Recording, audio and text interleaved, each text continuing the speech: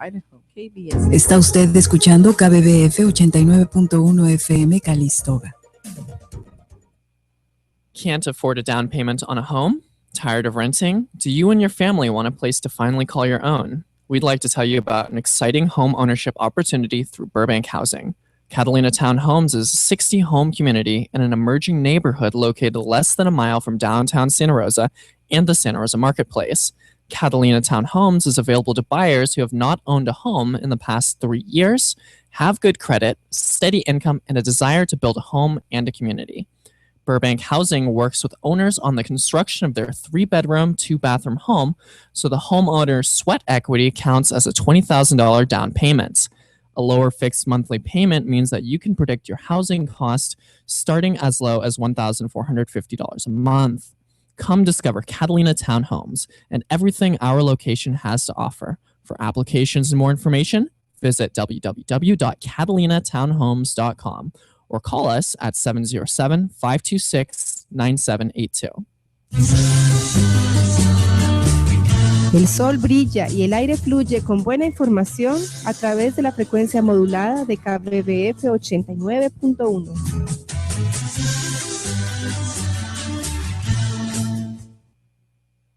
All right. Hello, everybody. You are listening to the Queer Life Radio Show, and this is on KBBF 89.1 FM Calistoga. The Queer Life Radio Show, which is LGBT news, modern perspectives, roundtable discussions, and interviews here on KBBF 89.1 FM Calistoga. I am your host, Kaiya Kramer, and this show airs live every Friday night, 6 to 8 p.m. in the San Francisco Bay Area, reaching all the way up to Redding and down to the South Bay Area. We are live every Friday night, and this replays every Tuesday night from 9 to 11 p.m. on KBBF 89.1 FM, and is syndicated every Wednesday night, 6 to 8 p.m. on KWTF 88.1 FM Bodega Bay. All episodes are streamed live from the studio via Google Hangouts on Air, which you can watch on thequeerlife.org. Thequeerlife.org has an archive of every single episode, links to all news topics mentioned, descriptions and info for all guests interviewed, access to Trans Atheist Podcast and Lesbianist Podcast, exclusive podcasts from the Queer Life family, and support pages for crisis hotlines and access to mental health professionals for those who are absolutely in need. Please like us on Facebook, facebook.com/thequeerlife. Follow us on Twitter @thequeerlife. Subscribe to us on YouTube, youtube.com/thequeerliferadio. Disclaimer, what you hear on this show should not be taken as strict legal or medical advice. Please use your own discretion and check with a lawyer or doctor to directly address your legal or medical needs. If you are enjoying this program or any other programming on KBBF, visit kbbf-fm.org and hit the donate button. All your donations are greatly appreciated. Again, I am your host, Kaiya Kramer, and you are listening to the Queer Life Radio Show.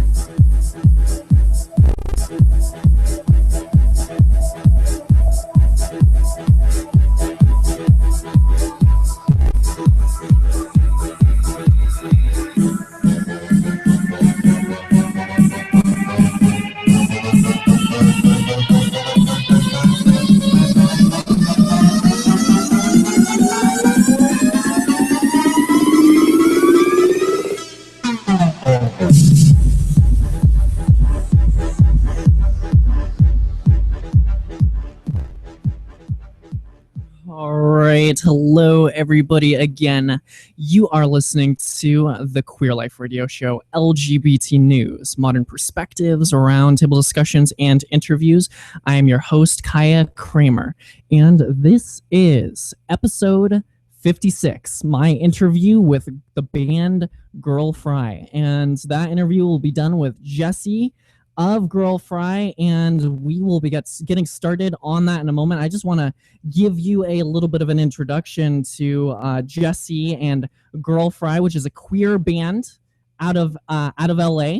And Girl Fry is a queer Latin fringe punk band based out of Southern California. In the 2 years they have been officially together, they have been on 4 tours, with a 5th coming up this October, and have gone through probably 6 drummers. That's pretty impressive. Jessy Spiño, vocals, guitar, Charango, fronts the band, bringing to the stage beautiful melodies with a dark and provocative, sometimes brutal lyrics. Of course, the ones that we'll be playing on here will be FCC safe. Her experience from prior bands is used to run a tight ship. Alex C, bass backing vocals, is brand new to playing as part of a group. She spent several years doing solo folk punk shows under Alexandria Calderón before Jessy Spiño managed to wrangle her into joining Girl Fry. Drummers are pulled out of the cloning vat as we see fit. This is their bio, which you can find, as well as all the links to the Girl Fry website, their Bandcamp, for those of you who are not music files. That's the place where you can kind of go and download music and such, and iTunes for those of you who are integrated into the Apple ecosystems. Right now, I have Jessy Spiño on hold right now, and I am going to bring her onto the air. Hey, Jessy, I'm just bringing you on. Can you hear me? Hi, what's up? Hey, good to hear from you. Glad you could join us this evening. Of course. So, for our listeners, could you let us know where you are calling from? Let's see. I am in the car with my friend, and we are driving to the bass player's house right now. We are in LA, specifically in the East Coast, and we're just pulling up right now. We've been stuck in traffic for like 40 minutes, but that's LA for you. Well, hopefully you're not driving, because we're not promoting breaking the law here. Oh, no. My friend's driving. Okay, good. That's, of course, the best thing to say over the radio that's being broadcasted all over the San Francisco Bay Area and the web. So Jessy, first off, the question that I ask everybody, and the question that I want to ask you before we begin this interview, and I'll give a little context after you answer it, is first off, what are your preferred gender pronouns, and what is your identity in terms of queer identification? Let's see. It's a complicated question, but to make it simple, I would say that my preferred pronouns are she and they, and I identify as fairly non-binary.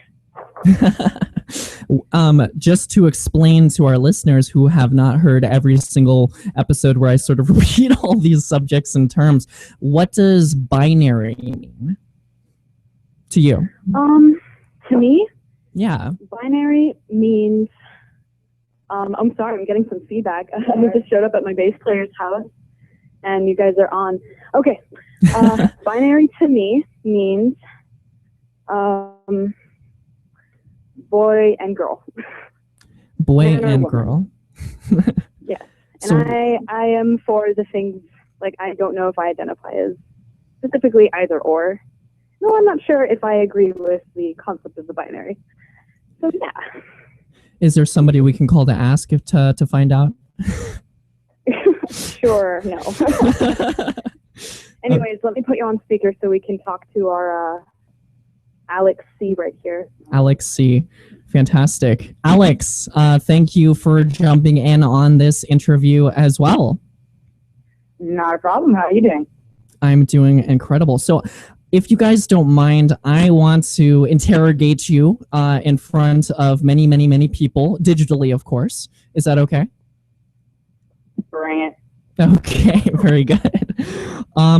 Jessy, I mean, Alex, for you, I posed the same question. What are your preferred gender pronouns and identification in terms of queer identity? Oh, geez. I prefer female pronouns. I don't know. Pretty androgynous, I guess. I don't know. It's not a question a lot of people ask me. I have an answer ready for that one. It's not a question oftentimes asked, and there's not a lot of context where it's actually appropriate. But seeing as how the name of this radio show is The Queer Life, our point is to kind of show off queer identities within the entirety of the spectrum to the mainstream public. And for all those listeners out there, if you're wondering, okay, well, why does it matter? Why is it so important? Well, first off, it's having a queer identity does not necessarily mean anybody is better or worse at any particular field. But on this show, we like to highlight those who have queer identities. For those of you who aren't necessarily queer or questioning your own inner queerness and thinking, can I become a successful musician? Can I become a successful business person? And so, Jessy and Alex, that's the reason why I ask you those questions. I've been approached actually after shows by queer individuals asking me how we decided to, as a queer and also like, you know, female kind of band, like how we do what we do and how we find the places where we perform and how we find people to work with and safe spaces. And I honestly like don't really know how to answer that question. You just kind of like go for it. And I'm just like, well, why don't we dig together? That's usually my response to like people coming up to us, like we should create that space. We should dig together. That's like my only answer to that. So I don't know. Well, it's identity and queerness and sense of self is something that is so amorphous and constantly changing. It's a strange question, and one that sort of mirrors the times that we live in. The fact that we have to ask such questions is in some ways very strange. But I want to move on here. I want to ask you first off, how did this band start? Girl Fry. What does Girl Fry even mean? You know, I just thought it kind of sounded funny. Like Girl Fry, and then one of our other drummers that we toured with, Chrissy Blevins, she would say Girl Fry like French fry, and I've been saying that ever since, and I'm just like, that's really funny. But I don't know, I just kind of like the name. It's like, I don't know. It kind of sounds punk or goth to me. I don't know. Well, I get it too. It's silly. We're silly. Well, it definitely kind of gives you sort of a playful and kind of interesting sense to it. And I, you know, all the names of your songs and your albums kind of have that playful attitude to them as well. Earlier all day I've been listening to the album that you sent me, When You Drink, I Drink, When You Sink, I Sink. What's up with that? What's that album about? Well, the title of the album is derived from lyrics of the song Villainous Boyfriends. And that song is about a pair of villainous boyfriends who are like together, and they're villainous, and they just are like this team. And it's kind of based on this book that I read. And I kind of like imagined that these two villains were like together, and then at the end of the book, they sort of like decide to just die together. And I was like, that's kind of weird. I'm going to write a song about that. And then I'm like, what a queer theme. So I'm just like, wait, maybe I should title the album. I mean, there are lots of other names we could have gone with, but I like that one. I have the name somewhere. Oh, yeah. In my room. Is it all right if we play the song for our audience tonight? Villainous Boyfriend? Sure, yeah. All right. Well, there you have it. We'll be playing the song Villainous Boyfriends from the band Girl Fry. And stay tuned. We're going to continue this interview after this song. Check it out. And Jessy and Alex, please stay on the line. Of course. All right.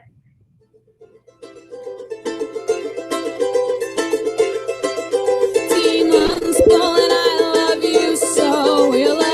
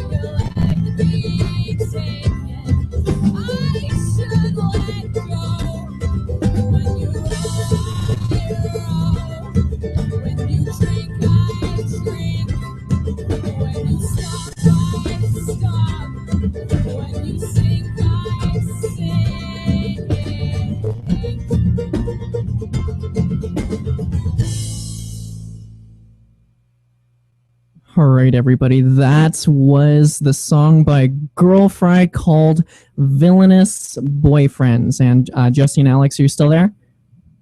Yes, we are. Hello. All right. So, Villainous Boyfriends, Demons Pull and I Love You So. What exactly does that mean? Oh, gosh. Here we go. It's like they're being taken away. And the other person's like, there's like this dramatic like trope in a lot of action movies where someone says like, if you let go, I let go, kind of thing. And a lot of the time the person's like, no, you have so much to live for. But like, I'm like, oh, what if they both just let go and they were just like taken away, I don't know. That sounds pretty epic, actually. Is there an equally epic music video for this song? Oh, man. I'll get on that one. We only have like one music video so far. I feel like that this needs to have like, Keanu Reeves and Sandra. I mean, anything with his number. I'm totally down for that. But anyhow, as far as both of your musicianships, first I want to start off with Jessy. How did you get into music, and has your queer identity? I mean, it's obviously influenced your songs here, but has it even farther gone into your influence as an artist in general?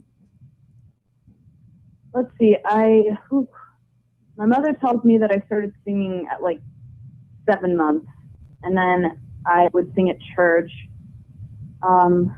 From age like 3 to like 11, and then I played piano at 9. I began guitar at 14, and then I started playing Charango when I was 22. So I kind of always started off as a vocalist, and then a poet.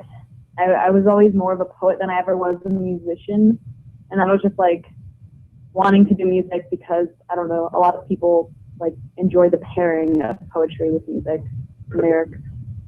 I came out when I was like 14 just about, and coming out, the process of it is can be kind of strange sometimes because it's like you come out to certain people but then with other people and then significant people, less significant people. But music really helps because it helps me connect with other queer musicians, and it made me realize that I would prefer to perform with other queer people. Why is that important for you to perform with other queer musicians? Well, especially in the lesbian community and like people who are feminine identifying or women, lesbians and stuff, like I feel like there's not too much of a space for us. And every time I would go on tour, like a few times, I'd call someone and it would be like this whole, well, we want to put you on this bill with like other girls, and like, oh, there's no room for you, like on a normal bill. And we're just like, what is that? So a normal bill as in like other perhaps male-led punk bands and yes, just like, is that a normal thing? Does this happen a lot? Yeah, it does. Like it's not even a big secret that happens. Like that, it's kind of a novelty when you have a female lead vocalist, but other women on like instruments is just like, especially an entire band that's composed of women, like it's hard to find a place. So they try to group all of us together, and then you have like one night a month, or if you're lucky, one night a week, where you have a place for like all these female-led bands, and it's like, oh, this is a female-led, and that's great, except for that there's no room for that. No one cares. No one hears. Yeah, well, it kind of sounds like you're being made a novelty, and that if people want to seek out this novelty, they will do so. That not that it's I mean, why is it? Why can't they have your music, which to my ears sounds just as excellent as any male-led band, and could be mixed in with very many lineups? That's a very good question, and I'll let you know when I find the answer. As far as, I try, like, this is kind of messed up. I found myself not necessarily announcing that we're like an all-girl band. I'm just like, no, we're a punk band. Like, here's what we sound like. I'm not going to announce, oh, we're all-girl, because then I'm right. Like, on one hand, kind of like I want to represent, but on the other hand, I don't want to put myself in a place where they're going to like, and I'm like, well, we are all-girl. Like, what is it to them? We're going to show up and we're going to, kick butt, and what is it to them? They'll find out later. So. Yeah, that's kind of a trip. Jessy, it sounds like you have had music in your soul, in your being, kind of your entire life, and you coming out and I mean that actually in both senses, coming out in terms of your identity, coming out in terms of your musicianship, your being an artist. Absolutely incredible. Keep up what you're doing. Alex, same question. How did you get into music, and how is queerness and sense of self and identity contributed to that? Well, so my father is also a musician, and so I've been around instruments my entire life. I started playing piano and percussion first. I dabbled a bit with drums, moved on to guitar, and then kind of stuck with guitar and bass by the time I was 13. I didn't start writing my own music till I was 18 or 19. And then I joined Girlfriend when I was 20. Jess, how old was I? I started Girlfriend like in 2013 or 2013. Yeah, so I was 22 or 23 when I joined Girlfriend. Yeah, I'm actually really stoked to be part of this band because it lets me meet other queer musicians, and it builds this community. Even if it means we have to put the show together ourselves, rent the venue, everything else, we're able to bring this community together, and it's great just to be surrounded with like minds in the sense that we're all kind of striving for the same thing, but we all come from different angles. It could be a queer hip hop artist, it could be a queer slam poet, and we can all stand together and have this really great discussion about, how our different communities treat us and how we can work together to build safer spaces. Personally, I forgot what I was going to say. Sorry, I get a little shy. Personally, being queer and a musician is definitely an interesting experience. Interesting. How so? Depending where we play and where we are, we're either greatly accepted and everyone's all for it, or there's kind of the side eye going on where they're not quite sure if you're a boy or a girl, or if they should go buy you a drink or anything like that. Oh my gosh. Is that because of your rejection of the gender binary in terms of presenting more quote unquote androgynous, or yes, I was born without a freaking binary. It's one of the things like I relate to Alex on. I'm just like, wow, you don't care.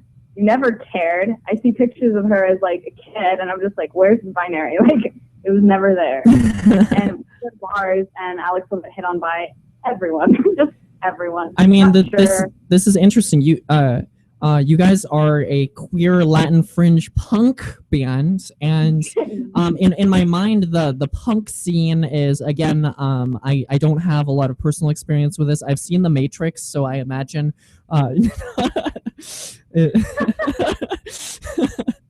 But I feel like. Am I wrong to think that punk is sort of like a counterculture? Why wouldn't punk be open to queerness in terms of your outward expression? I think with any kind of counterculture movement, you're always going to have some people who make it not fun for everyone else. Right. For the most part, we are pretty well accepted within the punk community because the punk community is actually really queer. Yeah, the punk and goth community, like especially the goth and punk are two sides of the same coin, in my opinion. Yeah, that's and what like, I perceive. The goth community is so great for queer people. Oh my gosh. And then punk is pretty cool. It can be kind of aggressive sometimes, but I mean, we try to play punk venues, though the punk venues we try to play are less like oi skinhead or like white supremacists and more like, Yeah. you know, DIY collectives where it's like, let's all grow things in front of the venue. Yeah. Well, hey, we have to go away for a short break real quick, but I want to play one of your songs, Poor Devils. We're going to listen to that song. We're going to hear some words from our sponsors, and we will be back. Jessy and Alex, please stay on the line. And listeners, you were listening to the Queer Life Radio Show, LGBT news, modern perspectives, roundtable discussions, and interviews here on KBBF 89.1 FM Calistoga and KWTF 88.1 FM Bodega Bay. All right, we will be right back after this song and some words from our sponsors. Thanks so much for listening. I keep him close. No one believes he is now a ghost of Lauren Grant's head, and I'll see that mug. No one prays to him, it tears my heartstrings. How I came upon this desperate hunger to please to feed that killed its mother. Alas, I was with nothing to nurse, a child of ages. He burned my breast, was rumored to have lost the love for men, until they saw us singing in unison. He only looks human, but there under is a helpful monster walking upright. How I came upon this desperate hunger to please defeat that killed its mother. I refrain from saying, go on, get up now. He may live in singing places, but doesn't know how.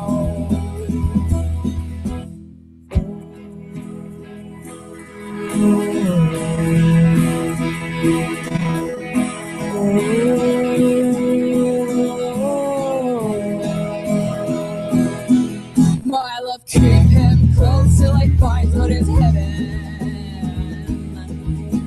Sending him off, demanding that he wash and keep believing, set afire the new school. Were you to try if you could have? Were you to try if you could have? If you could have by now, you'd have certainly died.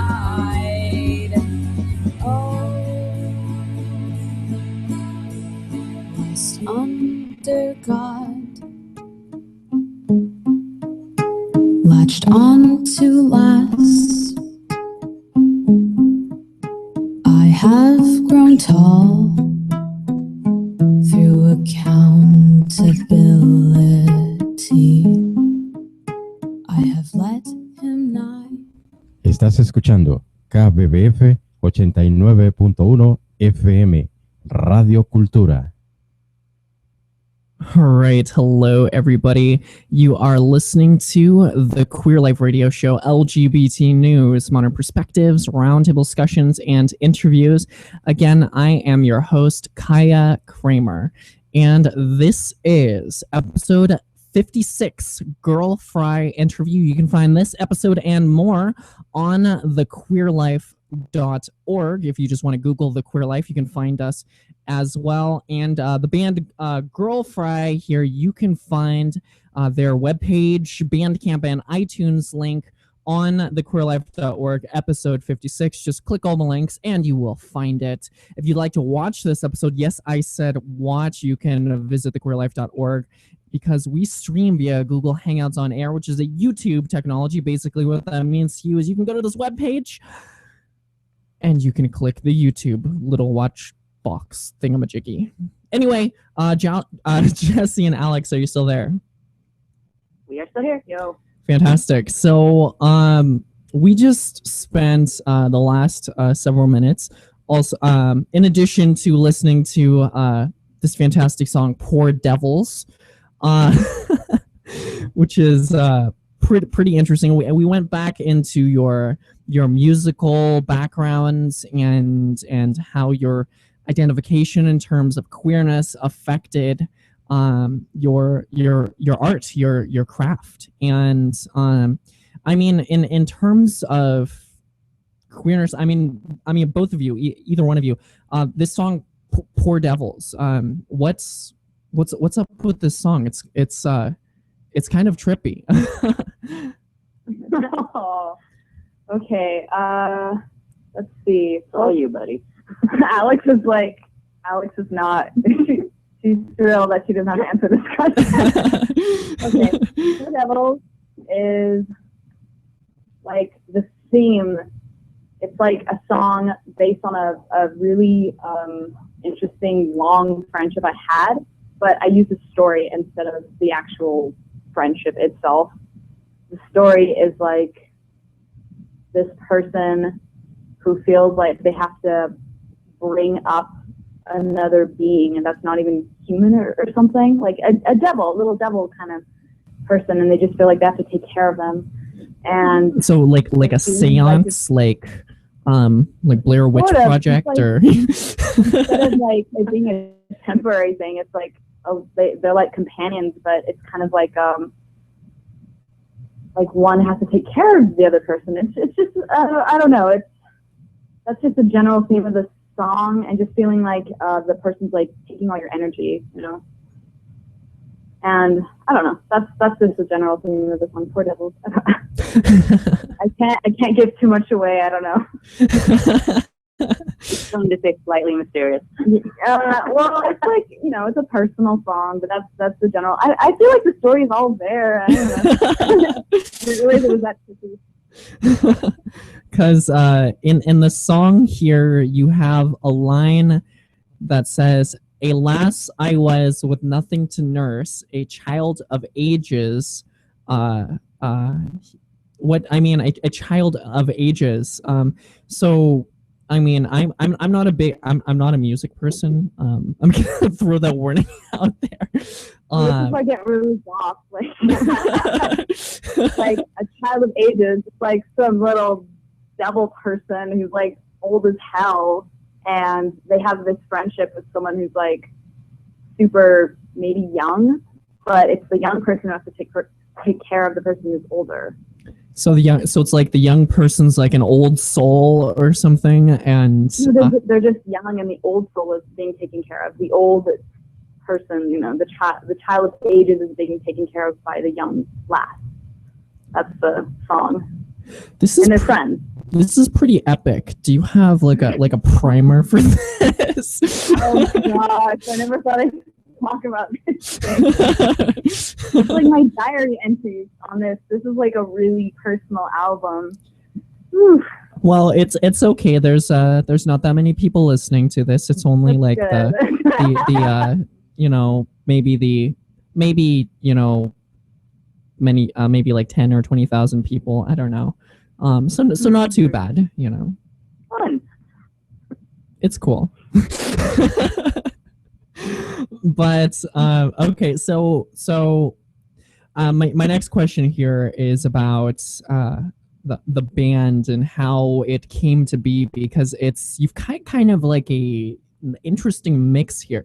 So it's queer identities melted into this like epic melting pot of demons and monsters, and you have a song called Frankenstein in here even, and Latin. What does Latin fringe punk mean?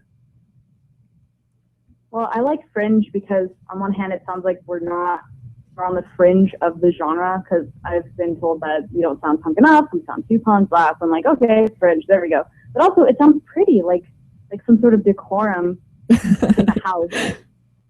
So it's kind of like both. And then the Latin is we're both Latino. So, I'm Brazilian. Alex is Mexican. So you can't make your mind up about gender identity or presentation. Can't make your mind up about whether you're punk or not. It's just one big party. So what are the Latin influences? Where does that come from? Alex? Well, Latin, as Jess said, the Latin influence comes from the fact that we're both Latinos. She is Brazilian and I'm Mexican. And it's just, it's something that kind of just sticks with you. And everything that we do, yeah, and there's my dad. Alex's dad, Joe Calderón, he's like this big jazz metal flamenco guitarist guy, and he knows a lot of people here in Los Angeles. And Alex, like, from what you told me, you like grew up kind of observing him and wanting to mess around on the guitar and stuff. Oh, you're cringing. Yeah. I'm sorry. Okay, I'll go on to my stuff. I don't know. My mom kind of listened to a lot of samba and bossa nova and chorinho and all these other Brazilian like genres that are like folksy but also jazzy, but also have like a lot of influence from immigrants who moved to Brazil. So I like a lot of interesting rhythmic stuff, which I'm probably going to start displaying in the upcoming EP. And yeah, like we're like, I mean, we look at a band that like identifies as Latin punk or identified the Plug. They're like an East Los punk band, and you listen to them and like you may not necessarily know that they're like all, you know, like that they're like a Mexican band, but then you kind of do, like we know by listening to them. There's this very distinct sound that I can't quite put my finger on. Just East Coast punk, that's like a sound, and we're just like, hey, like we kind of identify with that, and we're just like, why can't we call it? We are Latin, like we're punk rock, like, you know, it's hard to distinguish the two. Like, is this Latino that I'm writing right now? Like, no, I mean, yeah, everything I do is Latino because I'm Latino. Like, what do I? That's pretty incredible. I mean, it's your heritage, your culture it's definitely apparent in this, and I definitely wanted to highlight that because the mothership radio station that this radio show is being broadcasted on is KBBF 89.1 FM Calistoga, which is actually the first bilingual radio station in the nation ever. And so I noticed that, yeah. It was in Spanish, and I was like, hey, I wonder what that was about. Yeah, KBBF. My Spanish is not good enough to run an entire show on, but it's part of the community, and that which leads to my next question in terms of queer identity and a Latin background. How would you say your queer identity has fit into that culture and your music for that matter as well? Alex, I'm gonna see how she answers, and then I'm gonna. Yeah. Oh no, I've been very lucky to have a really accepting family. I'm not the only queer person in my family, so that really helps out a lot. And as a culture, really nothing has changed. I mean, I know there's always this big like machismo deal, so men always have to be macho or girls always have to be girly. And for the most part, it's not like that around here. Like you still get a couple of the stereotypes like that. But for the most part, at least in my neighborhood, they really, I don't know, they've been pretty accepting and pretty chill about it.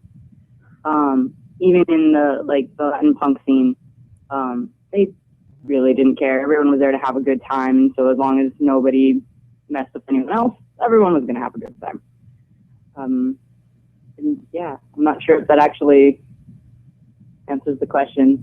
No, that's fantastic. I actually really, I'm really glad that you shared that, because these are part of the messages that we're doing here on the Queer Life Radio Show to share with the listenership here, and that's to let people know that queer identities are emerging from so many cultural backgrounds, from Latin cultural backgrounds, from white cultural backgrounds, Black, et cetera, and that there's one of the messages that's been apparent on here, as well as some of the doom and gloom that I've been reporting on, which of course still happens, but it's that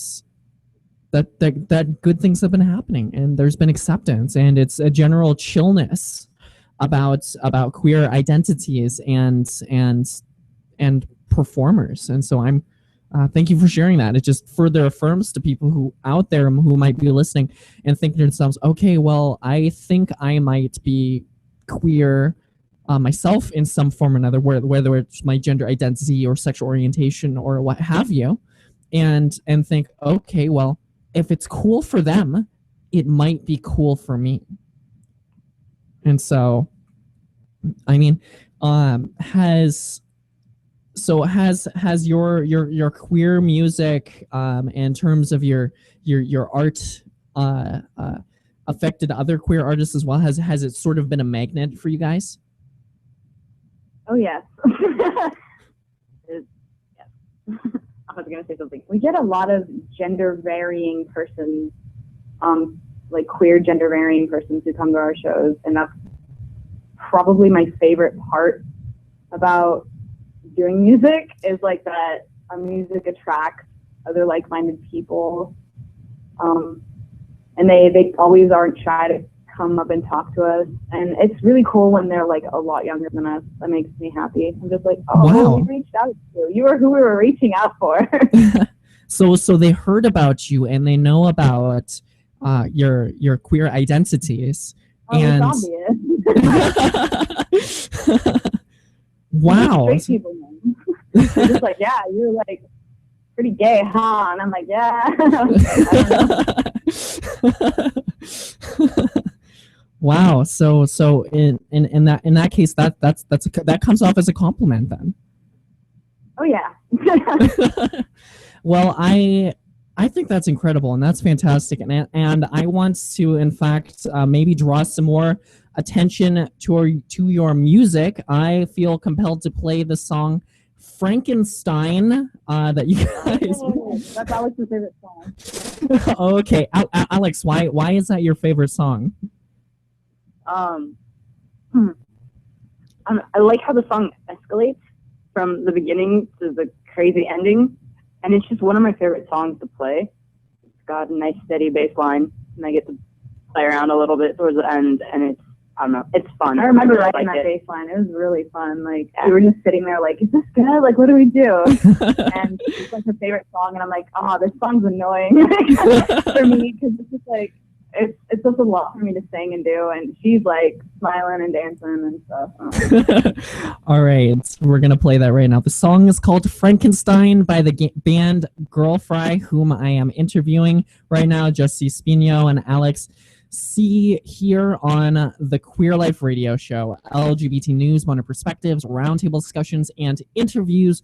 We'll be back after playing this song with more interview, and after the hour, we'll be getting into news and perspectives portion of the show. Okay, thanks so much for listening. Keep listening. We're going to be playing the song Frankenstein. We'll be right back.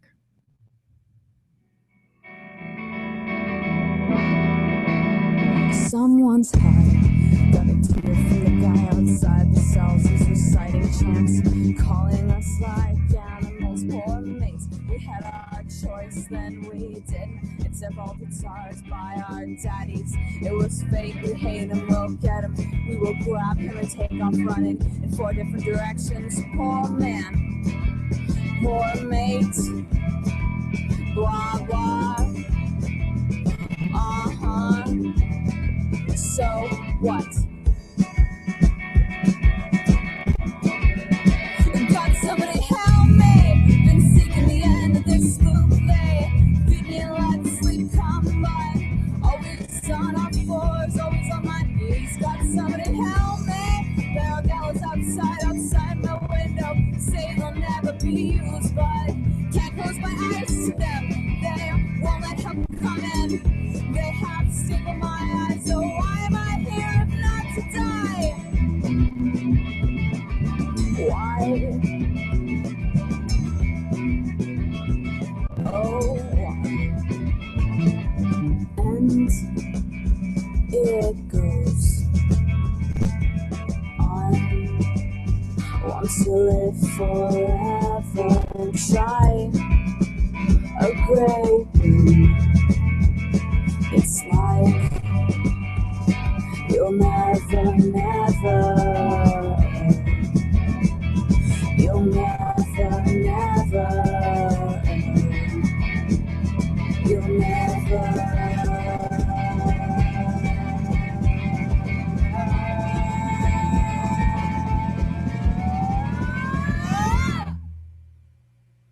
Okay, I can see what you guys were talking about there.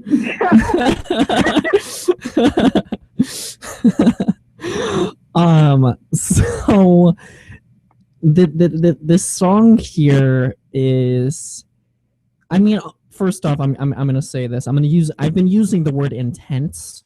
Let me just sort of like multiply that towards like all of your songs here. He's reciting chants, calling us like animals, poor mates. What the deuce? What is going on here with this song? Okay, so the name of the song is titled Frankenstein. If you've read Frankenstein, the book, Alex loves that book. Well, you talked about it to me. We've talked about it a lot. And a big theme is that the monster could be named Frankenstein, or the doctor whose name is Frankenstein. The monster's name is Adam.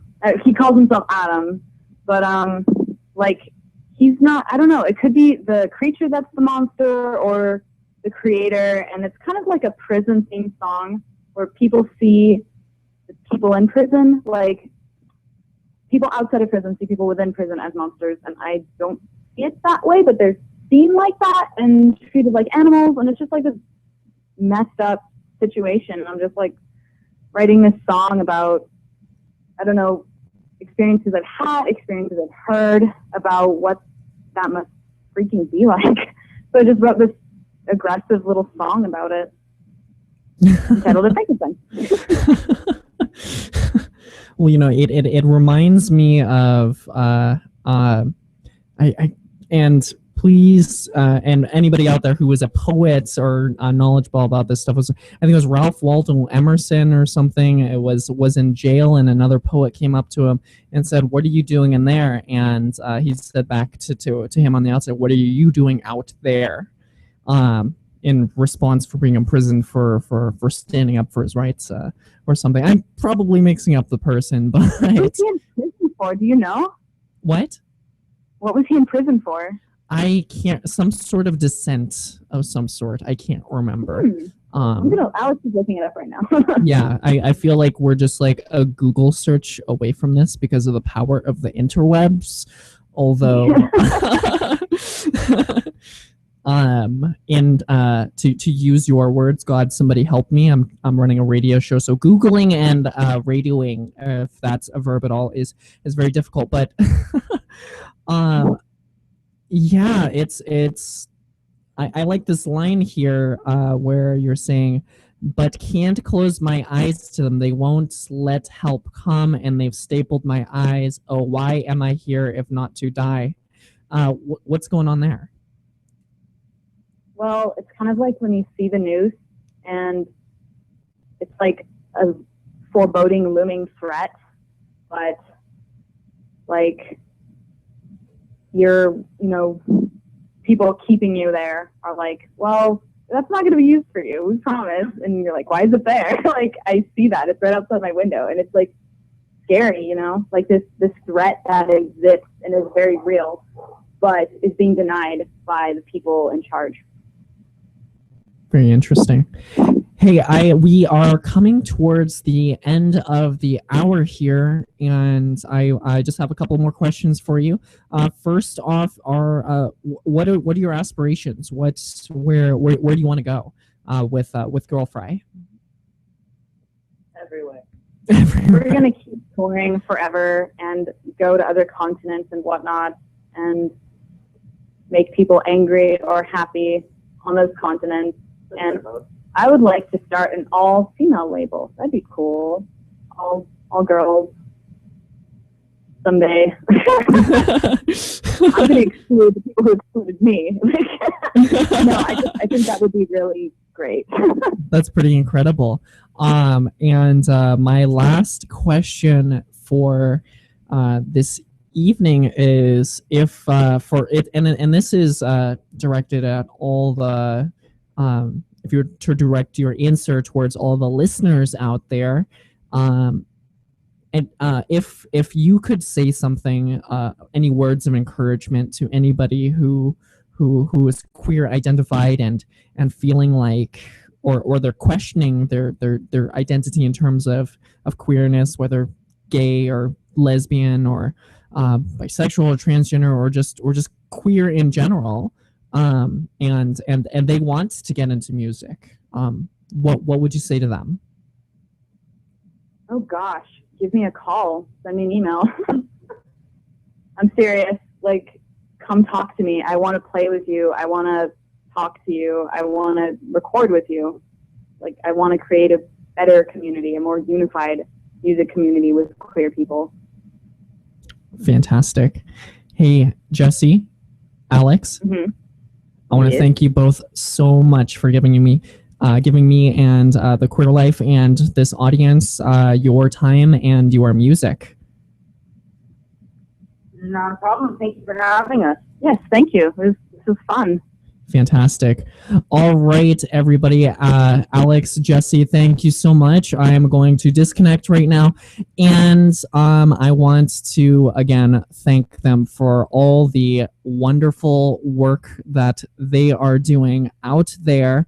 Again, if you're just tuning in right now, you are listening to the Queer Life Radio Show, LGBT news, modern perspectives, roundtable discussions, and interviews. I just interviewed the band Girl Fry. You can find that interview and more on thequeerlife.org. If you can't remember that website, which is very difficult, yes, I understand. You can just Google The Queer Life and you'll find the show. Feel free to subscribe to us via YouTube, youtube.com/thequeerliferadio. Like us on Facebook, facebook.com/thequeerlife. Tweet us at thequeerlife. Subscribe to our podcast, The Queer Life Radio. And we're just all over the web. And I feel really privileged and extremely happy to have shared their music with you this evening here. And I want to prepare you for the next portion of the show. It is 6 minutes to the hour. And the next portion of the show is going to be the news and perspectives portion. And what that exactly entails here is current events and what is going on in the world. We'll be covering Ellen Page, an article from pinknews.co.uk. It's borderline offensive to say actors in LGBT roles are quote-unquote brave. Miley Cyrus comes out as pansexual. Talking about that and more in the next hour here.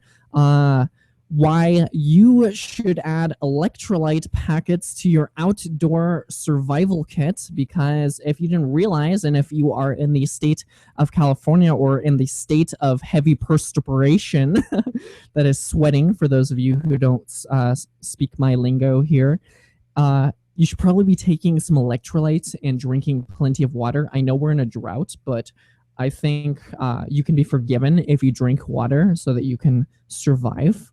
If you don't drink water when it is really hot, you will probably experience sadness and dehydration as well. how being dehydrated, I'm going to talk about how being dehydrated affects your mind and body, a little bit of health and life hacking techniques for you. In fact, these articles are from lifehacker.com. We're going to cover a Mormon court case. Yes, I said Mormon. If gays can marry, why can't men have 4 wives? We're talking about polygamy here. That will be in the next hour as well. A Kentucky county clerk ordered to issue marriage license again and still refusing to do so. For those of you that don't know, equal equality in terms of marriage, also known as gay marriage, has passed and is the law of the land. Gay marriage is now known as marriage, which is a contract between 2 consenting adults and the government, for those of you who wish to partake in such contracts. And I'm going to be getting into heavy productivity mode towards the end here. A day in my life, getting the most out of your 24 hours and how you can best optimize your day. That and more here on the Queer Life Radio Show. LGBT news, modern perspectives, roundtable discussions, and interviews. We're going to go listen to music. We're going to listen to some words from our sponsors, and then we'll be back for some news and perspectives right after this break. Thanks so much for listening.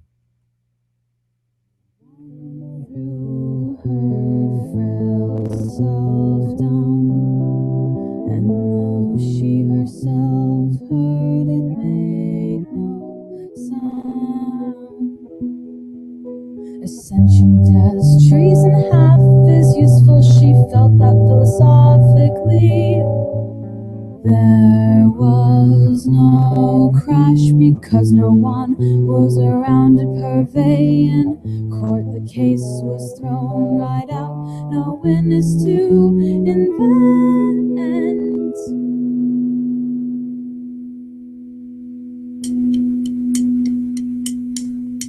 So when an opportunity came, couldn't fall, and thus pretended the people there pondered what had they seen. Trees give more accurate accounts, and the girl knew the nature of men from so long not knowing, and in fact had counted on it.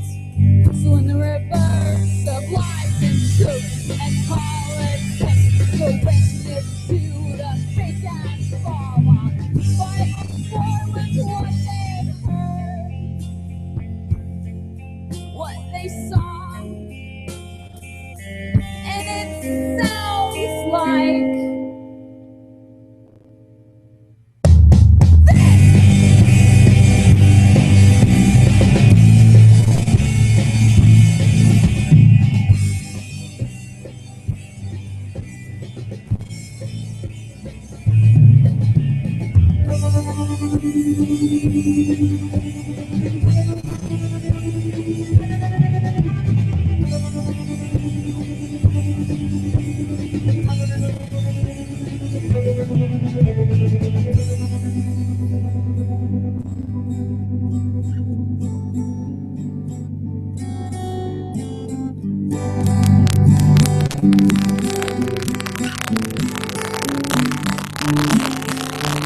Jessy stand up, uses more bricks to build houses.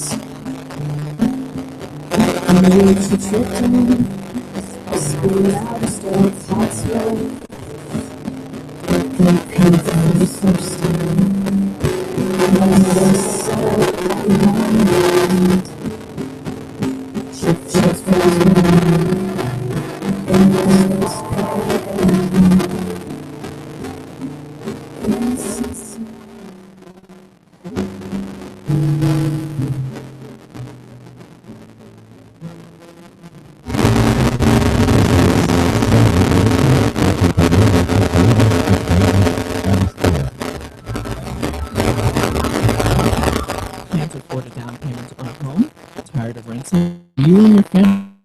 finally call your own.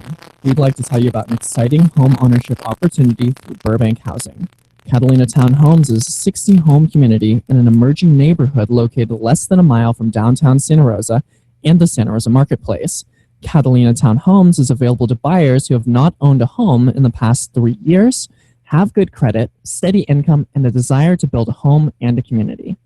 Burbank Housing owners on the construction of their 3-bathroom home, so the homeowner's sweat equity counts as a $20,000 down payment.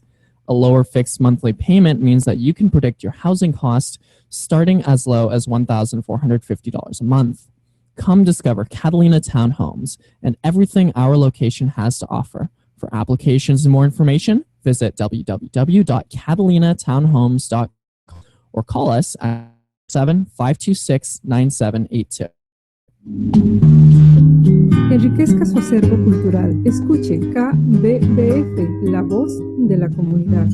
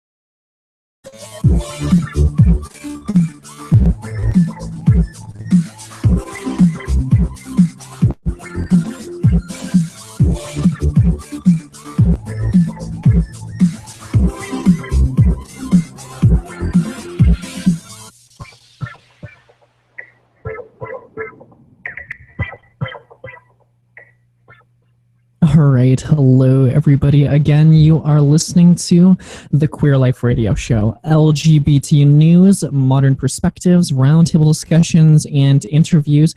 I am your host, Kaiya Kramer, and this is episode 56, Girl Fry interview. Girl Fry is a punk band from the Southern California area here, and just interviewed them within the last hour, the first portion of the show. If you'd like to hear that interview and more, visit thequeerlife.org and hit episode 56. It should probably be the first thing you see. Also, feel free to subscribe to the podcast, which will have the higher quality audio version available for your listening and consumption needs and desires. And as always, sign up for our newsletter as well too. We will email you only with updates for new shows and new interviews and guides and information that might help you on your way. You know, take this sword and, you know, that kind of thing. But anyhow, this next hour here, it is 5 minutes after the hour, is the news hour, news and perspectives portion of the show. And first up for this evening, the Human Torch was denied a bank loan. Just kidding. The Human Torch, as in from the Fantastic Four. I can't take credit for that statement. That comes from Anchorman, if you remember. But anyhow, from pinknews.co.uk, Patrick McCormick writes, Ellen Page, it's borderline offensive to say actors in LGBT roles are brave, quote unquote. Ellen Page has opened up about actors playing characters different to their own sexual orientation or gender identity, saying it's not brave. The Freeheld star spoken in a new interview with Time magazine. She said, maybe this is a bad thing to say, but I have a hard time when people call actors brave. I don't really get that because our job is to read something on a page, she says. Page went on to say, when people are called brave in regards to playing LGBTQ people, that's borderline offensive. I'm never going to be considered brave for playing a straight person, and nor should I. The Juno star who came out as gay last year cornered presidential wannabe Ted Cruz as he was flipping burgers for campaign photo op at the Iowa State Fair earlier this year, and proceeded to grill him about his homophobic beliefs. Senator Cruz is one of the most notoriously anti-LGBT Republicans in contention for the presidential nomination, filing desperate bills to permit anti-gay discrimination on religious grounds and congratulating homophobic business people for refusing to serve gays. When the X-Men actress asked him about that, quote, LGBT people being fired for being gay or trans, he flatly denied that gay people are persecuted, claiming that, quote, right now we're seeing Bible-believing Christians being persecuted for living according to their faith. Page recently attended a private pride event in Jamaica where gay people risk death by vigilante mobs and homosexuality is illegal in Jamaica. So this is kind of a loaded article here. And Ellen Page, ever since coming out as gay, has really taken it to the spotlight and has been more outspoken in terms of queer identities and queer representation in the media. First off, she talks about how straight people who are actors who play queer identified people in a movie or a TV show, and and Ellen Page here is saying that when people are called brave in regards to playing LGBTQ people, that's borderline offensive. For those of you who don't remember what LGBTQ stands for, LGBTQ stands for lesbian, gay, bisexual, transgender, queer. There's also a much longer acronym, lesbian, gay, bisexual, transgender, queer, questioning, intersex, and asexual, which is a bigger part of the spectrum, although there's probably others that I've missed. But so I want to decode what she means here when she's saying that when straight people are playing queer people, when a straight woman plays a lesbian, or when a straight man plays a gay man, or a straight man plays a transgender person on the screen. And there's been actors such as Jared Leto and Jeffrey Tambor. Jared Leto, who was in Dallas Buyers Club, and Jared Leto, who was and Jeffrey Tambor, who was in Transparent, the Amazon TV series about the trans woman who's got 3 adult children. These are straight people playing queer roles, essentially. And Ellen Page here is saying it's not brave because, and she's saying that it's actually offensive because all they're doing is reading something on a page, and it raises the subject of first off, why is it that there are straight identified people who are playing these queer roles when there are plenty of queer identified actors or actresses out there to play these roles? And of course you can say, well, the directors might have somebody in mind when they want to play it, and Hollywood doesn't necessarily have a requirement to present these communities in a socially correct way. But is it not the media's responsibility to reflect society in a way that is constructive? I mean, that's the question. I mean, young women are constantly barraged with images of what the perfect female body should be. Men are constantly being affronted with images of what a real man is, and so on and so forth, and stereotypes in terms of identity. Because queer identity doesn't just apply to queerness, but this show it's about queerness. So that's why I cover it from that angle there. But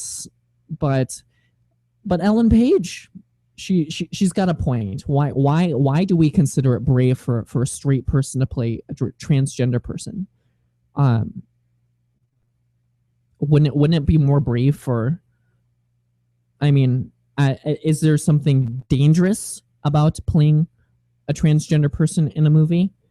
Does it cause them any risk or harm? I mean, in fact, Hollywood pats themselves on the backs for presenting these roles. There was a film that came out recently called The Danish Girl, which I had not seen, but it was another situation of a straight person, a cisgender person, playing a transgender woman. Mind you, there are a lot of trans actors out there, and why can't we have that?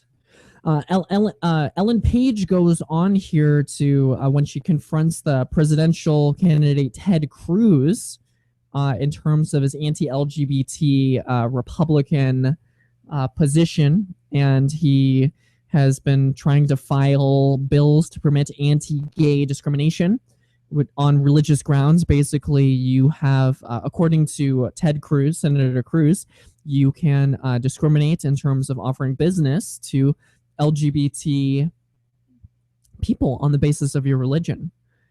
But is it just me, or is that a step backwards? Is that sort of a violation of the Constitution? You're not supposed to restrict business or service to people based upon somebody's skin color. It's like saying to a black person, okay, you have to go around the back to eat. In this case, they're saying to gay people, you can't eat here because you're gay, or I perceive you to be gay. And the issue of people being fired for being gay or trans, it does happen, and there's numerous recorded cases of this happening all over the country. One could argue, should they be in those jobs where they are at risk? At the same time, another question could be asked: why not? Why can't we have gay people in certain jobs, or why can't we have trans people in certain jobs? I'm just asking questions here. Again, this show is not about me trying to tell you what to think. I'm not trying to convince you of of what to do. I'm just posing the thoughts out there in terms of writers, and I'm asking questions. Why is it that we're seeing unemployment for gay and trans identified individuals, and why is it that these businesses do not want to serve gay and trans identified individuals? She spoke in Jamaica, where homosexuality, being gay, is illegal. In fact, you'll find lynch mobs outside your house if word gets out that you're gay. Good luck if you're transgender. We still live in a world where queer identified people are being killed. Queer identified people are being denied jobs or being fired from their jobs. Queer identified people are being denied services. You can't get a cake at certain places, at a bakery, on the grounds of religious belief. Is that fair? Is that constitutional? Is that something that should change? Again, I leave that decision up to you, the listener here. If you're just tuning in right now, you are listening to the Queer Life Radio Show, LGBT news, modern perspectives, roundtable discussions, and interviews. I'm your host, Kaiya Kramer, and next up here, we're talking about a post from HuffingtonPost.com. Kavan Sizowski says, Miley Cyrus comes out as pansexual. Labels have not always been Miley Cyrus's thing, but the singer reveals she identifies as pansexual in the latest issue of Elle UK. Quote, I'm very open about it. I'm pansexual, she tells the fashion magazine. But I'm not in a relationship. I'm 22. I'm going on dates, but I change my style every 2 weeks, let alone whom I'm with. Last month, Cyrus opened up about the fluidity of her sexuality, saying she told her mom about feeling same-sex attractions when she was 14 years old. Quote, I am literally open to every single thing that is consenting and doesn't involve an animal, and everyone is of age, she told Paper Magazine. Everything that's legal, I'm down with. Yo, I'm down with any adult, anyone over the age of 18 who is down to love me. I don't relate to being boy or girl. I don't have to have my partner relate to boy or girl. So Miley Cyrus here is stating that she is not identifying with any necessarily gender binary restrictions in terms of gender identity. She's more gender queer. In fact, she doesn't relate to being boy or girl. Although she prefers female pronouns, that's why I'm using them. Unless she says otherwise, I will continue to use those. But she also is just attracted to other consenting legal humans, too. The word pansexual means having attraction to anybody and everybody who's human. Pan meaning is the Latin prefix or is the Latin prefix or the Greek prefix? Anyway, it's the prefix meaning all, sexuality to all identifications and sexual orientations. And this is something that we're seeing more and more of today. The idea that human beings don't necessarily all fit into these nice little boxes. That a woman born a woman doesn't necessarily need to be sexually attracted to just a man or just a woman, but can be just attracted to other human beings. Pansexual can just also be known as as being sexually attracted to another human being. And when you say it like that, it sounds like it sort of logically makes sense, because being attracted to other human beings is part of being a human being. We are social creatures. A lot of people talk about arguments to this in terms of religion or procreation. Procreation as in making children, having babies, and producing offspring. And obviously in this day and age, when people have sex, it's not just to produce offspring. If the only time and the only reason anybody ever had sex was to produce offspring, first off, there'd be like 26 billion people on this planet. We'd have some serious overpopulation issues, as if we don't have those issues right now. But also too, there is a quote unquote sexual pleasure to having sex. There are many nerves in the genital areas of human beings, whether you are born with a vagina or a penis. For human beings and most creatures on this planet, it feels good to have sex, unless, of course, you're like a praying mantis and the boy praying mantis dies after they have sex. Or if you're a male bee, if you're a drone, you'll die after sex. But for human beings, it's for the most part pleasurable, unless, of course, you're asexual, which is completely valid as well. So why is it a big deal? Again, I'm just asking questions here, and that was from Kavan Sizowski on HuffingtonPost.com. Next up here is from Heather Yamada Hosley on Lifehacker.com. Why you should add electrolyte packets to your outdoor survival kit. And I'm bringing this up because I'm broadcasting from California, from Northern California and Sonoma County for that matter. And I don't know about you, it is like ridiculously hot. So like right now in the studio, I could be doing some Bikram yoga and I'd get like my full sweat on, and I've got plenty of humidity in here. So it's working. I'm surprised my electronics are working. In fact, right now my dial says 76 degrees. I feel like maybe it's like 10 or 20 more degrees inside here with the hot lights and everything. But honestly, are you staying hydrated? Staying healthy and hydrated when you're outdoors hiking and camping is important, but you only have so much packing space for food, water, and supplies. Add a few packets of electrolyte powder to your pack, or better yet, your first aid kits, as a lightweight way to stay hydrated and replenish nutrients when food or water are scarce.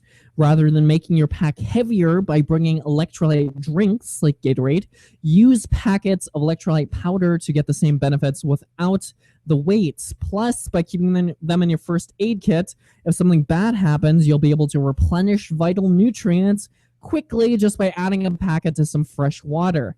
A lifesaver when food might be scarce. Many companies that sell electrolyte drinks also offer electrolyte powder, including a variety of flavors, so you can mix up the ones you pack. You spend a lot of time outdoors, save money on the powder by buying it in bulk and portion it out yourself before your next trip. And this is something I'm just let you know a little bit into dive on my end here. I'm a big yoga head, and it's really important to stay hydrated, especially when it is like ridiculously hot out. And I know hot. I'm from Thailand. You know, where it's like lava outside all the time. Oh, there's a beautiful stream of lava nearby. I feel like I need to take off this layer of skin so I can cool off a little bit. Sorry, that's kind of gross. But also, too, I was looking into this. Those electrolyte waters, they're not cheap. If you want to go out and buy those electrolyte, the smart waters, what is it, like $2 for a bottle of water? And first off, buying bottled water, unless you live on a well and it's not necessarily totally drinkable, or you're in an area where you do need to get bottled water, electrolyte water can be kind of expensive. And honestly, it's just filtered water which tastes good. Don't get me wrong, smart water tastes delicious. It's very good, but all you need to make your own electrolyte water, according to Dr. Oz, is 1 liter per 1 liter of water.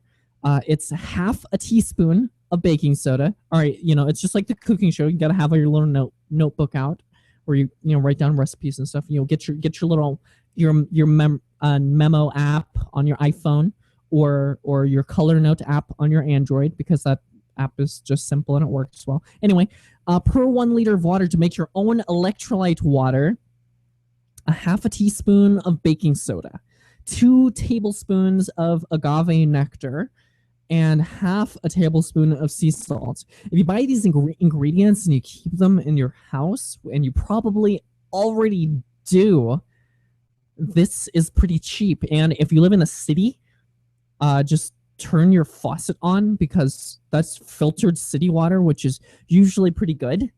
Or you can go to those like water fill-up stations or whatever and add these ingredients, and all of a sudden, voila, you have a big container of your own electrolyte water. And your body does need electrolyte water, which I will go into right now. This is an article from Eric Ravenscraft on lifehacker.com, how being dehydrated affects your mind and body. Water is super important to your health. While most of us know that we should be drinking enough water, you might not know what can happen to your body if you don't drink enough water.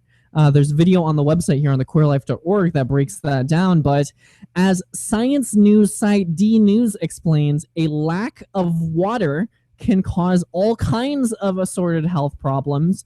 Mild dehydration can impair your focus, your ability to see, increase irritability.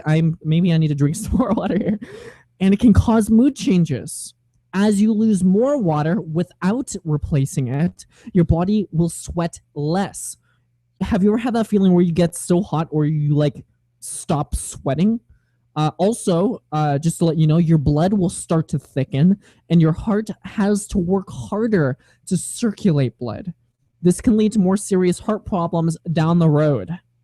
Again, this article and more is available on thequeerlife.org, episode 56, Girl Fry interview. And again, all you have to do is drink some water, add some baking soda and some agave nectar, or, a little sugar maybe if you want, a little honey. Honey's good. I actually really like honey. Half a tablespoon of sea salt. You've got electrolyte water.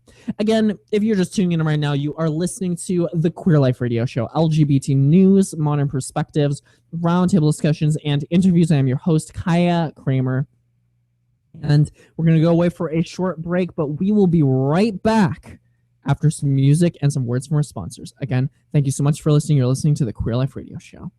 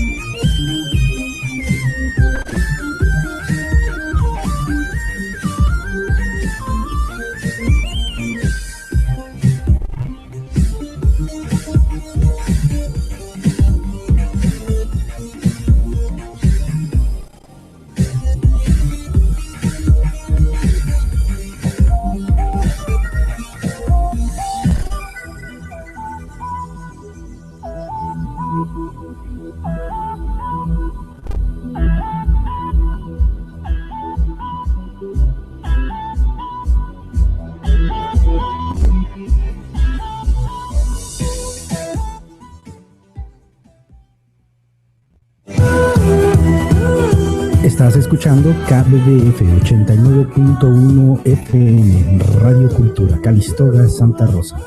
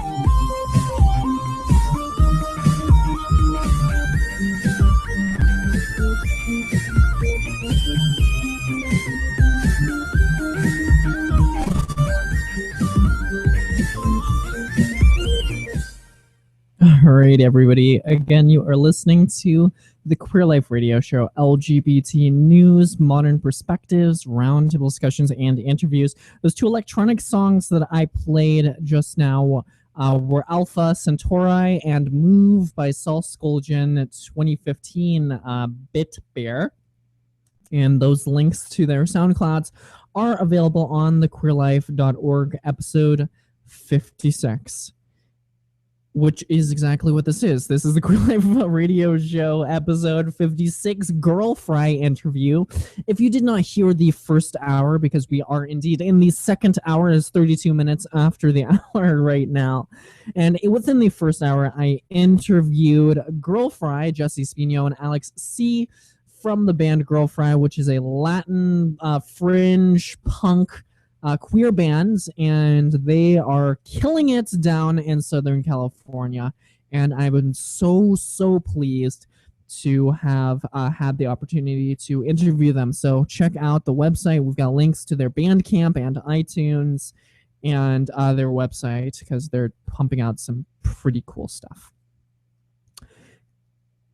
Next up here from Nick Duffy on pinknews.co.uk, Mormon court case. If gays can marry, why can't men have 4 wives? The stars of reality TV show Sister Wives are arguing that the Supreme Court's verdict on same-sex marriage allows them to marry.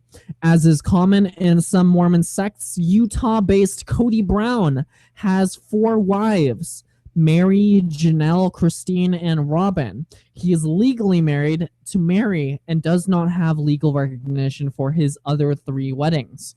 The family has fought a case arguing that Utah's laws banning polygamy are unconstitutional. And in court documents this week, their attorney compared the case to equal marriage. Filing a case with the 10th Circuit Court of Appeals, attorney Jonathan Turley argued, quote, "The Browns were investigated and no crimes or harm was found in their plural family." Quote, "From the rejection of morality legislation in striking down sodomy laws to the expansion of the protections of liberty interests in the case of same-sex marriage, it is clear that states can no longer use criminal codes to coerce or punish those who choose to live in consensual but unpopular unions. This case is about criminalization of consensual relations, and there are 21st century cases rather than 19th century cases that control. He continued, "From the very outset of the case, the Brown family maintained that it was not challenging the right of any state to criminalize bigamy or the possession of multiple state marriage licenses by individuals. The Browns also consistently asserted that they were not arguing for the state recognition of plural marriage. By only striking the cohabitation provision, the district courts left Utah with the same law maintained by most states in the union prohibiting bigamy. What was lost to the state is precisely what is denied to all states, the right to impose criminal morality codes on citizens, compelling them to live their lives in accordance with the religious or social values of the majority of citizens. The president of Kenya legalized polygamy for straight men earlier this year, allowing men to have several wives while continuing to criminalize gay sex. So first off, this article is multi-part here. It raises the question of why is it illegal for consenting adults, in this case, one man with 4 wives, for them to get married. But their argument here that the equal marriage proposed by the Supreme Court in response to gay marriage is interesting here, because in terms of gay marriage is arguing for in this case constitutionally so, as was decreed by the Supreme Court justices, that marriage is a consensual agreement and contract between 2 consenting adults and the government. And the law originally said that it was between a man and a woman, but in terms of numbers, it just talked about 2. And what these people here are saying is that they want to be able to marry more than 2 people together. And should these people be allowed to marry? Of course, this is not something that's going through the courts right now. And there has been a history of abuse when it comes to polygamy. There's been a past for that, so they have some work to get through. But I leave that question up to you, the listeners here. Should there be more than 2 people in a marriage? If you'd like to respond to that, feel free to tweet us at The Queer Life, or go to thequeerlife.org/contact and shoot us an email. We're just curious to hear your responses here. We don't take any stance on that here. I'm just asking questions here and presenting different perspectives, because that's a question that has been actually asked to the queer community. Well, if we allow gay marriage, why can't we allow more than 1 wife, or more than 1 husband? Or why can't we allow somebody to marry their lawnmower, or so on and so forth? Not that these are all the same things, but these questions have been asked. And nobody stands as the authority on it. I am not the de facto president of the queer community. I'm the host of the Queer Life radio show. But that's a question that's been asked a lot. And all questions are valid. All perspectives are valid. But I take no stance on it. I'm just presenting that point of view to you, the listener here. Next up here from roygbiv.jezebel.com, Kentucky County Clerk ordered to issue marriage licenses again and still refusing to do so. If there's one thing that can be said about Kentucky County Clerk Kim Davis, is that she's really committed to wearing ankle-length denim skirts in public. Also, she's also a tireless bigot who continues to refuse gay and lesbian women marriage licenses, even though the courts have ordered her to do it twice. Now, the dictionary.com definition for the word bigot is a person who is bigoted, which is again Wikipedia gives us the term that somebody who is a bigot is partisan, sectarian, racist, sexist, homophobic, dogmatic, jingoist, closed-minded. Those are words that come off in the thesaurus when you come across bigoted. In this case, she's refusing gay and lesbian women marriage licenses, even though the courts have ordered her to do it twice, actually. So effectively, she's breaking the law. Davis, who's upheld the sanctity of marriage a whopping 4 times herself, has remarried 4 times, and has recently won an award for her brave fight to stand up for her religious principles. See her tear-stained acceptance above in the link on the website here. Is continuing to ignore the orders of both an original ruling that forbids her from refusing marriage licenses based on her religious precepts, as well as a newer ruling that makes it clear that she can't refuse to issue licenses while she's appealing the original decision. Couples who showed up to collect licenses after both rulings were denied, and they're still being denied, even though what Davis is doing is now completely and irrefutably illegal.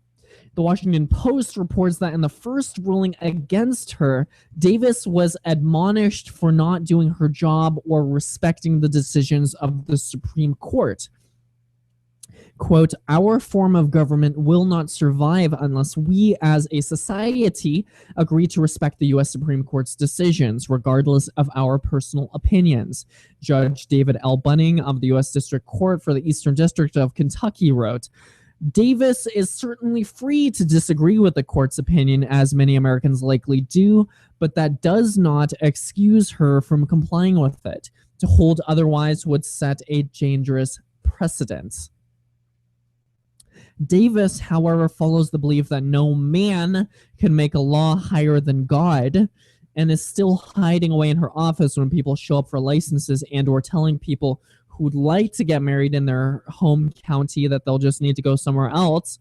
All this despite the fact that she's literally collecting a paycheck for not doing her job. So her job is to issue marriage licenses, and she's refusing to do that. I mean, you know, if you were working at Starbucks or working at a restaurant or something like that, and you refused to serve coffee, or you refused to serve food to somebody, wouldn't your butt get fired? Again, I'm just asking questions here. Well, Davis's misguided attempt is admirable in the abstract sense, if not in any way respectable in practice. It's important to point out that crime and adultery are also against the county clerk's beliefs. And yet, until same-sex marriage was made legal by the Supreme Court, Davis wasn't making any noises about issuing licenses to couples who may have had a history of infidelity or a rap sheet. And the people who live in her county are calling the clerk's actions not just despicable, but cruel. Here's what David Arnold, one half of a same-sex couple that's been denied a license several times, had to say about the actions of Davis and other clerks who have refused to follow the law. She's wrong, and these people are cruel to do this to us, Arnold said. We have waited for years to get married. We have been together forever. He wanted to wait until it was legal in all the states, Arnold added. This is the way gay people are treated in this country. If nothing comes of this, at least I hope that other people understand that this is wrong. This is our home county. This is where we live. This is where we pay taxes. Arnold's partner, David Moore, said, "This is telling someone we don't want you here." According to Moore, the last time he and his partner tried to get a license, Davis got very emotional and lectured the pair about Adam and Eve, who are A, not real, and B, did not, like Davis, marry 4 times. She really doesn't have a leg to stand on there. A call to the clerk's office revealed that Davis is in the office but will not be making statements or speaking to anyone. The deputy clerk, who identified himself only as Jimmy, stated that any questions about the matter should be addressed to Davis's attorneys. No one will be getting married in Rowan County today. So, kind of messed up that you guys are refusing to follow the law, this writer said to Jimmy as he tried to get this writer off of the phone here. And again, refusing to issue marriage licenses to gay couples is against the law now. It is unconstitutional. for gay people not to get married in the way that straight people do. And again, the point here is, why does this matter? Why does this matter for this county clerk, this person, for her to refuse marriages to these people? What does it accomplish to refuse marriages? Again, I'm just asking questions here. Last up for this evening, we'll be talking about a little bit of productivity and a little bit of way of reorganizing yourself in a way that is going to lead to you being able to pursue your dreams, to master your craft, to become a master in terms of Malcolm Gladwell's idea of 10,000 hours of mastery. How do you structure your life? How do the masters structure their lives in order to produce the brilliant works that they're producing? And this is an article by Charles NGO from charlesngo.com, A Day in My Life, Getting the Most Out of Your 24 Hours. Here's what he writes. When you picture an internet marketer, what do you imagine their day to be like? Some gurus will paint a picture of a guy working a few hours a week from his laptop on a beach in Thailand. On the other hand, if you follow the updates or tweets of some guys, 4 a.m. bedtimes and 18-hour workdays seem typical. I went full-time in this business around late 2008. Very busy time period and working long hours. 7 days a week was the norm. I didn't understand productivity or outsourcing. The only way for me to get more work done was to put in more hours at the expense of my health and my sanity. When I started traveling Asia 2 years ago, I was living the 4-hour work week lifestyle for a few months. I had some crazy ROI placements, return on investment placements, and just spent my time traveling and partying. I had to tone that down because it's hard to stay competitive working that little, and part of my happiness does come from work. Anyways, what we have now is what a day in my life is like. Keep in mind that it constantly changes according to what my goals and priorities are for the year. Right now, I enjoy work and going to the gym. When I'm traveling, it looks different. Once I start having a girlfriend or kids, it'll be different. Instead of looking at this as a template to follow, just see if there are elements you want to add into your day. Typical day, 7 a.m. to 8:30 a.m. morning routine. Roll around my bed for 5 minutes, asking why I wake up so early. Drink 12 ounces of water. Very good. Hygiene, shower, brush teeth, breakfast, scrambled eggs, microwaved oatmeal, walk dog, meditate 15 minutes. Again, I like that. Make tea or coffee, light some incense for my ancestors, look over schedule/tasks for the day. I don't wake up and immediately start working. A strong morning routine gives me direction and energy for the rest of the day. I try to avoid social media or checking my emails as soon as I wake up. We all know once you check your Facebook, you have to check 10 other things. Next thing you know, that's an hour gone. 8:30 a.m. to 2 p.m. work power hours. Your willpower and strongest after you wake up. Spend that time working on your most important tasks. 2 p.m. to 2:30 p.m. power nap. I take a power nap every day at 2 p.m. for 25 minutes. 2:30 p.m. to 6 p.m. work and work again. 6 p.m. to 8 p.m. gym. I work out 4 to 5 times a week. Actual training takes around an hour, depending on my routine. I add in another hour to account for driving back and forth, taking protein shakes, showering, dinner, and laying around in bed exhausted. If it's a rest day, I'll spend those 2 hours working or add it to my leisure time. Let's do some math. 5 days a week, 2 hours a day is around 10 hours a week I'm spending in the gym. That's 10 hours a week I could be spending doing more work, right? Not really. I'm a better worker because of exercise. Some of the benefits I get include socializing, becoming sexier, stress relief, setting goals outside of work, more gray matter in my brain, etc. Don't say you don't have time. 3 times a week, 30 minutes at home, do some push-ups, sit-ups, burpees, get a pull-up bar, go jogging, etc. 8 p.m. to 10 p.m., leisure time. My mom always told me no video games or TV until my work is done. Same rules here, guys. Work comes first, then dates, friends, video games, TV, etc. 10 p.m. to 11:30 p.m., work. I do another hour and a half of work before sleep.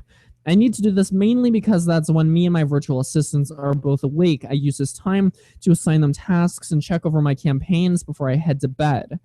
11:30 p.m. to 12 a.m., evening routine, clear my work area, plan my day tomorrow, brush teeth. I pretty much work 7 days a week. However, my weekends are flexible. If there's not a lot of work to do, then I'll just take the day off. And so you can find this productivity life and more on thequeerlife.org. This is an article from Charles NGO on charlesngo.com called A Day in My Life, Getting the Most Out of Your Life out of 24 hours. And again, I just want to let you know, we've already reached the end of this 2-hour show here. If you're just tuning in right now, you are listening to the Queer Life Radio Show, LGBT news, modern perspectives, roundtable discussions, and interviews. I am your host, Kaiya Kramer, and it has been a pleasure to share with you this episode of the Queer Life Radio Show, episode 56, Girl Fry Interview. Go check out the beginning of the episode on the web, download the podcast, subscribe to YouTube, like us on Facebook, follow us on Twitter, all that awesome stuff. We're all over the interwebs and all over the place. So again, thank you so much for listening. And I just want to let you know to have a wonderful, wonderful night. Take care. Bye.